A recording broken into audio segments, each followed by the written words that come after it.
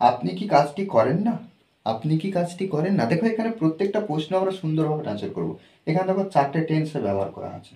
হুম? দেখো present indefinite টেন্সে। হুম? তারপর কি? এটা এই যে দেখো, আপনি কি কাজটি করিতেছেন না? করিতেছেন না? মানে কিছু সময় ধরে করিতেছেন না? Present continuous tense. আর এখানে কি? আপনি কি কাজটি করিয়াছেন না? Present perfect tense. আপনি কি কিছুদিন যাবত কাজটি করিতেছেন না বা করতেছেন না, এরকম একটা বলতে পারি প্রেজেন্ট পারফেক্ট কন্টিনিউয়াস টেন্স। দেখো এই যে প্রত্যেকটা আপনি কি, আপনি কি, আর প্রত্যেকটা পজিশন একটু আলাদা করতে হবে, কারণ এটা প্রেজেন্ট ইনডিফিনিট টেন্স, এটা প্রেজেন্ট কন্টিনিউয়াস টেন্স। এক্ষেত্রে আমরা বলতে পারি।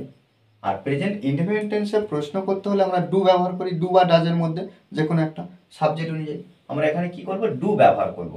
ডু ইউ, ইউর আগে বা পরে কি ব্যবহার করি, ইউর আগে বা পরে ডু ব্যবহার করি, ওই জন্য আমরা কি করলাম, ডু ইউ। হ্যাঁ, এটা কিন্তু মেন ভার্ব। হ্যাঁ, ডু ইউ। তারপরে দেখো নেগেটিভটা আমরা কোথায় ব্যবহার করব, সাধারণত ডুর পরে ব্যবহার করা হয়, কিন্তু নেগেটিভের ক্ষেত্রে কি করব, এই যে ডু এরপরে সাবজেক্টের পরে ব্যবহার করব। Do you not do the work.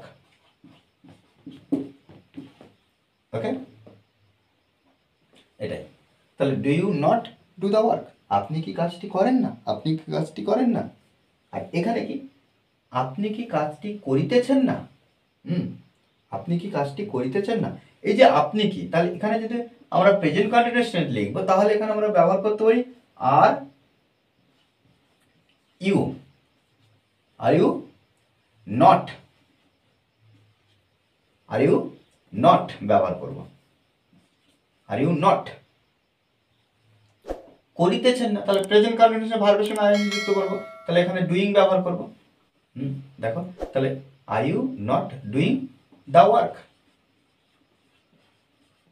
Okay, আচ্ছা জিজ্ঞাসা চিহ্ন, আপনি কি কাজটি করিয়াছেন না, তাহলে করিয়াছেন না, তাহলে এখানে আমরা লিখতে পারি হ্যাভ ইউ, আপনি কি বা তুমি কি নট। আর যেহেতু প্রেজেন্ট পারফেক্ট টেন্স, সেহেতু আমরা হ্যাভ হ্যাজ ব্যবহার করছি, আর এখানে কি করব, V3 ব্যবহার করব, done. Have you not done the work.